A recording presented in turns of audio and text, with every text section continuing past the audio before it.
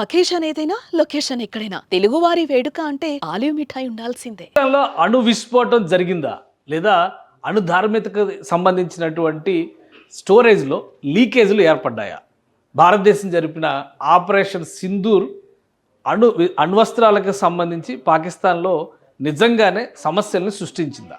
ఈ అంశంపైన ఎన్నో సందేహాలు వెలువడుతున్నాయి. కానీ పాకిస్తాన్ నుంచి వస్తున్నటువంటి సోషల్ మీడియా మెసేజ్‌లు చూసినా కొన్ని రిపోర్ట్స్ పాకిస్తాన్ మిలిటరీ రిలీజ్ చేసినటువంటి కాన్ఫిడెన్షియల్స్ ఆర్డర్స్ అని చెప్పని వినిపిస్తున్నటువంటివన్నీ కూడా ఇప్పుడు జాతీయ అంతర్జాతీయ మీడియాలో కనిపిస్తున్నాయి.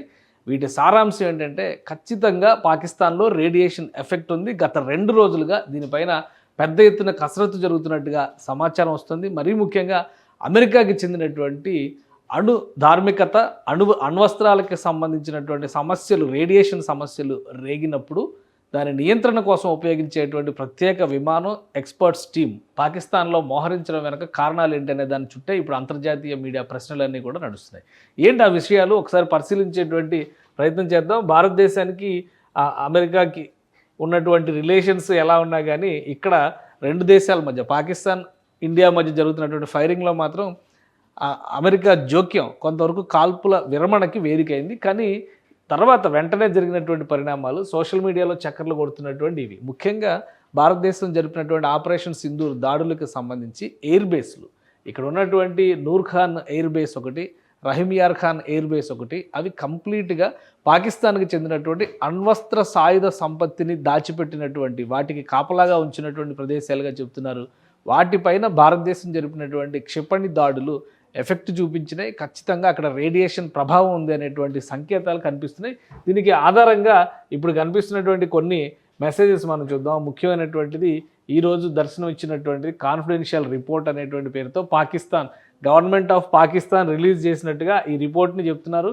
ఈరోజు రిలీజ్ అయింది. దీనిలో కన్ఫర్మేషన్ ఆఫ్ రేడియేషన్ అంటే అణువస్త్రం కానీ లేదా అణు లీకేజీలు కానీ ఏర్పడినప్పుడు రేడియేషన్ ధార్మికత ప్రభావం వల్ల అణుధార్మికత ప్రభావం వలన జరిగేటువంటి విపరిణామాలు చాలా దారుణంగా ఉంటాయి. ఇవి పాకిస్తాన్ నార్దర్న్ రీజియన్ అంటే ఉత్తర ప్రాంతంలో జరిగినటువంటి ఈ లీకేజీని నియంత్రించేటువంటి ప్రయత్నాలు జరుగుతున్నట్టుగా ఇందులో చెప్తున్నారు. The event occurred on 11th May 2025 at approximately 24:55 అంటే బహుశా మిడ్ నైట్లో జరిగినటువంటి ఘటన కావచ్చు ఇది. ఆ సందర్భంలో జరిగినటువంటి రాత్రి తెల్లవారుజామున 1 గంట సమయంలో జరిగినటువంటి ఇది. కాకపోతే ఏంటంటే ఇది రొటీన్ మెయింటెనెన్స్కి సంబంధించి ఎక్విప్మెంట్కి సంబంధించి ప్రక్రియ జరుగుతున్నప్పుడు ఏర్పడినటువంటి విఘాతంగా ఈ నోట్లో పేర్కొన్నారు. దీనిలో కూడా national disaster management authority NDMA దానికి సంబంధించినటువంటి రిపోర్టు, అలానే Pakistan atomic energy commission, so వీళ్ళకి సంబంధించినటువంటి రిపోర్టు కానీ ఇక్కడ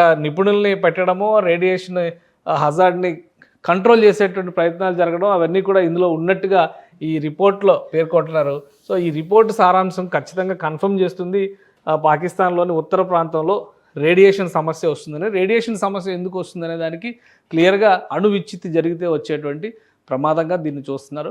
అసలు ఏ ప్రాంతంలో జరిగింది, ఎక్కడ జరిగింది, దానికి సంబంధించి కూడా కొన్ని డీటెయిల్స్ ఇచ్చారు. ఇప్పుడు ఏవైతే భారతదేశం దాడులు చేయడం వలన కొన్ని అణుస్థావరాలు దెబ్బతిన్నాయని అంటున్నారో ఆ ప్రాంతాలను సూచించే విధంగా ఉత్తర ప్రాంతాల్లో పాకిస్తాన్ ఉత్తర ప్రాంతాల్లోనే ఈ ఉత్పాతం జరిగినట్టుగా ఈ రిపోర్ట్ చెప్తుంది. ఇది ఆఫీషియల్ రిపోర్ట్ అని చెప్పడానికి ఆధారాలు లేవు. దానిపైన ఉన్నటువంటి అంటే హెడ్డింగ్ అవి చూస్తే కనుక మనకు పాకిస్తాన్ గవర్నమెంట్ ఇచ్చినట్టుగా అనిపిస్తుంది. కానీ కన్ఫర్మ్డ్గా పాకిస్తాన్ ఆర్మీ కానీ గవర్నమెంట్ అఫీషియల్స్ కానీ ఎవరు రిలీజ్ చేసింది కాదు. కాబట్టి ఇది కూడా ఫేక్ అనేటువంటి వాదన బలంగా వినిపిస్తుంది. కానీ జరుగుతున్నటువంటి కార్యాచరణను బట్టి చూస్తే మాత్రం పాకిస్తాన్లో అణు ధార్మికతని కంట్రోల్ చేసేటువంటి ఒక వ్యూహాత్మకమైనటువంటి ప్రయత్నాలు జరుగుతుంది. మరీ ముఖ్యంగా అమెరికాకు చెందినటువంటి స్పెషల్ ఎక్స్పర్ట్స్ టీమ్, అటమిక్ ఎనర్జీకి సంబంధించినటువంటి ఎక్స్పర్ట్స్ టీమ్ ఉన్నటువంటి విమానం పాకిస్తాన్లో ఉండడం ఇప్పుడు అందరినీ ఆశ్చర్యానికి గురి చేస్తుంది. సరే, ఇది చూస్తే కనుక site fully sealed and secured within 2 hours of incident. ఇంకొకటి ఇందులో రేడియేషన్ ప్రభావాన్ని కూడా వివరించారు. మొత్తంగా ఇక్కడ ఉన్నటువంటి రేడియేషన్ సోర్స్ ఇండియం 192 క్యాప్సిల్, ఇది సీల్డ్ సోర్స్. దీన్ని సీల్ చేసి ఉన్నటువంటి దానిలో జరిగింది. మెకానికల్ ఫెయిల్యూర్ ఆఫ్ షిక్లింగ్ మెయింటైన్ మెకానిజం అనేటువంటిది చెప్తున్నారు ఇందులో. సో ఏం జరిగింది ఏంటనేది కనుక భారతదేశం జరిపినటువంటి దాడుల వలన జరిగింది ఇది అని చెప్పడానికి ఎలాంటి ఆధారాలు లేవు. కానీ జరిగినటువంటి సంఘటనలు వరుసగా చూస్తే ఇది ఎయిర్ స్ట్రైక్ జరిగిన తర్వాత నూర్ ఖాన్ ఎయిర్ బేస్ పాకిస్తాన్కి సంబంధించినటువంటి దృశ్యాలు ఇవి.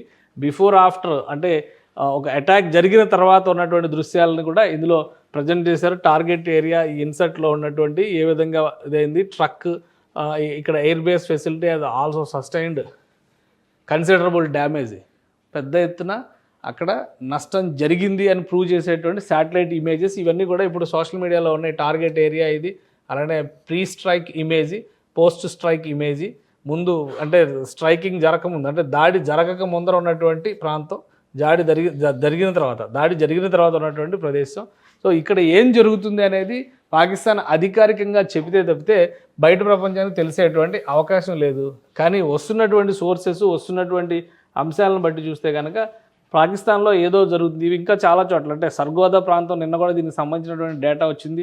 కిరాణా హిల్స్కి సంబంధించినటువంటి అటాక్, ఇన్ని చోట్ల భారతదేశానికి సంబంధించి ఎయిర్ స్ట్రైక్స్ జరిగినాయి. అంటే మొత్తం లిస్ట్ చూడండి, ఇక్కడ సర్గోదా కావచ్చు, జాకోబాబాద్ కావచ్చు, అలానే రహీమ్ యార్ ఖాన్, సర్గోదా మెయిన్ హిల్స్, ఈ ప్రాంతాలని ఇక్కడ బ్రహ్మోస్తో అటాక్ చేసింది భారతదేశం అనేటువంటి అంచనాలు వేస్తున్నారు.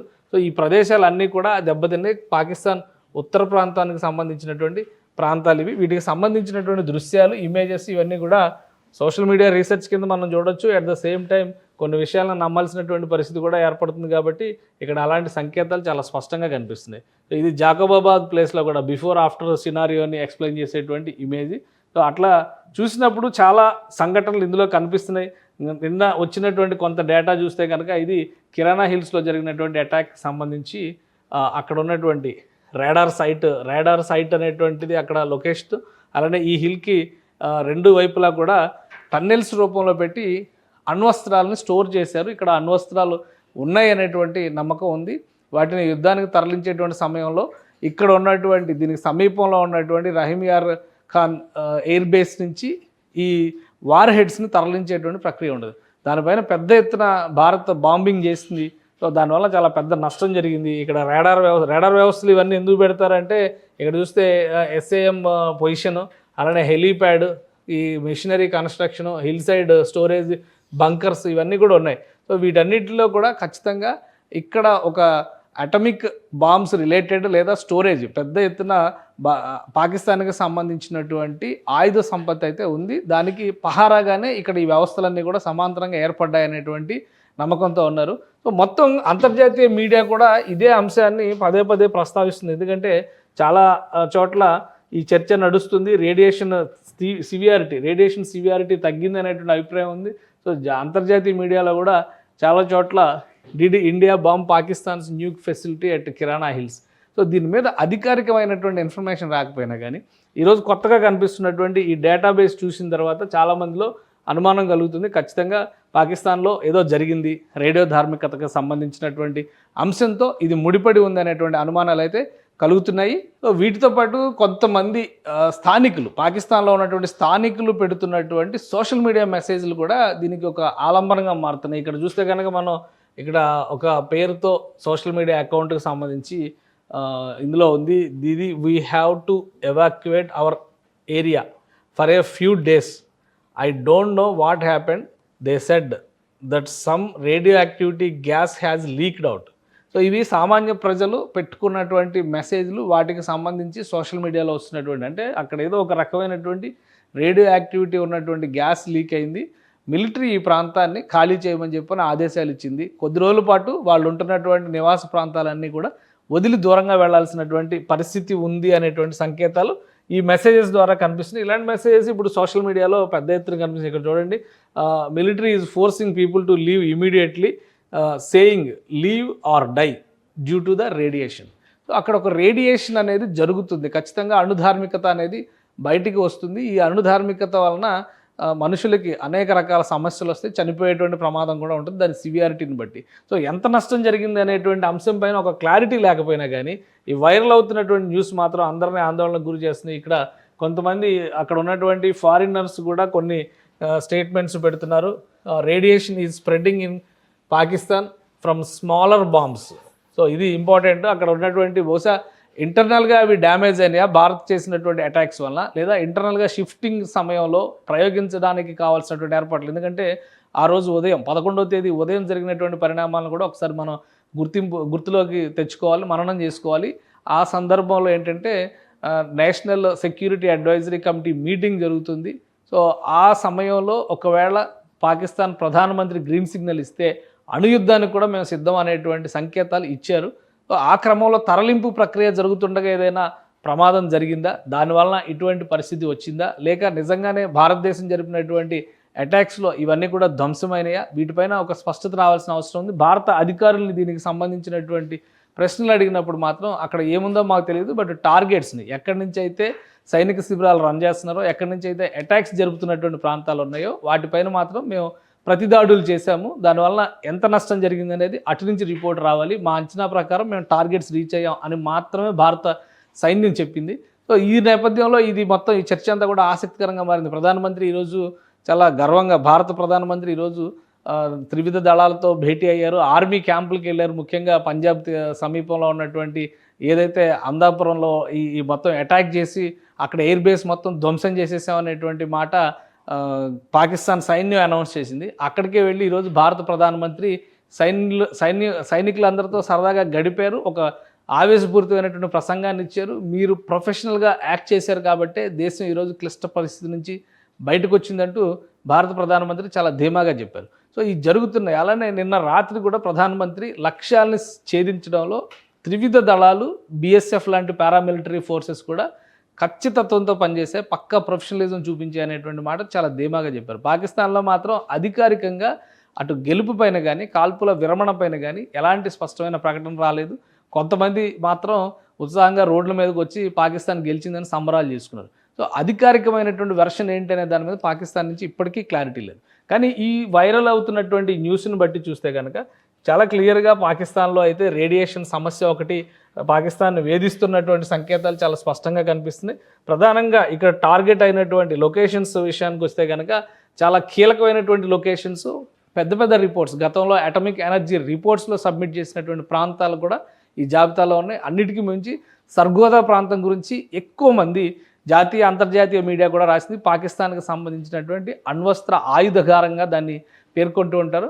అక్కడే అలాంటి చోట, అంటే అది పాకిస్తాన్కి ఉత్తర ప్రాంతంలోనే ఉంది. ఆ ఉత్తర ప్రాంతంలో జరిగినటువంటి అటాక్ లేదా ఆ ఉత్తర ప్రాంతంలో జరిగినటువంటి లీకేజే ఇప్పుడు పాకిస్తాన్ని వణికిస్తుంది. సో అధికారికంగా ఏం చెప్తారనేది ఇంకా క్లారిటీ రాలేదు. కానీ పాకిస్తాన్ మాత్రం అణుధార్మికత అంచున ఉంది. సరైనటువంటి సమయంలో నియంత్రణ చర్యలు చేపట్టకపోతే అది పాకిస్తాన్ అంతటా విస్తరించవచ్చు, పక్క దేశాలకు కూడా విస్తరించేటువంటి ప్రమాదం ఉండొచ్చు. దాన్ని కూడా కాదనలేనటువంటి పరిస్థితి. సో ఇక్కడ ఏంటంటే ఏదైనా కానీ ట్రాకింగ్ చేసేటువంటి వ్యవస్థలు సరిగా ఉన్నాయా లేవా, పైగా భారతదేశం జరిపినటువంటి ప్రతి దాడుల్లో కంప్లీట్ డిఫెన్స్ మెకానిజం అంతా కూడా పాకిస్తాన్ కొలాప్స్ అయిపోయిందన్న మాట మాత్రం చాలా స్పష్టంగా కనిపిస్తుంది. సో రేడియేషన్కి సంబంధించినటువంటి సమస్య ఉత్పన్నం కావడానికి స్వీయ తప్పిదాలు ఉండొచ్చు, ప్రతిపక్షం చేసినటువంటి, అంటే ప్రత్యర్థి దేశం చేసినటువంటి, మనం ప్రత్యర్థులమే అవుతాం కదా పాకిస్తాన్కి, భారతదేశం చేసినటువంటి దాడుల వలన ధ్వంసమైనటువంటి సందర్భం అయినా కానీ అయి ఉండొచ్చు. దీనివల్ల కాల్పుల విరమణ వచ్చిందా లేదా అనేది పక్కన పెట్టి చూస్తే ఇప్పుడు మాత్రం పాకిస్తాన్లో అణుధార్మికత పెనుభూతంగా విస్తరిస్తున్నటువంటి పరిస్థితి ఉంది. దాన్ని నియంత్రించారా? ఈ రిపోర్ట్లో, ఇప్పుడు మీరు పేర్కొన్నటువంటి రిపోర్ట్లో మాత్రం స్పష్టంగా మెన్షన్ చేస్తున్నారు, సివియారిటీ తగ్గింది అని చెప్పని అంటున్నారు. సో ఎంతవరకు తగ్గింది, ఎలా ఉంది అనేది చూడాలి. ఇది అధికారికమైన రిపోర్ట్ అని నమ్మడానికి కూడా ఆస్కారం లేదు. కాబట్టి పాకిస్తాన్ అఫీషియల్గా దీని మీద ఏదైనా క్లారిఫికేషన్ ఇస్తుందా? కానీ ఇందులో పేర్కొన్నటువంటి అంశాలన్నీ కూడా చాలా క్లియర్గా పాకిస్తాన్కి సంబంధించినటువంటి వ్యవస్థల్ని మెన్షన్ చేస్తూ పేర్కొన్నటువంటి అంశాలే ఎక్కువగా కనిపిస్తున్నాయి.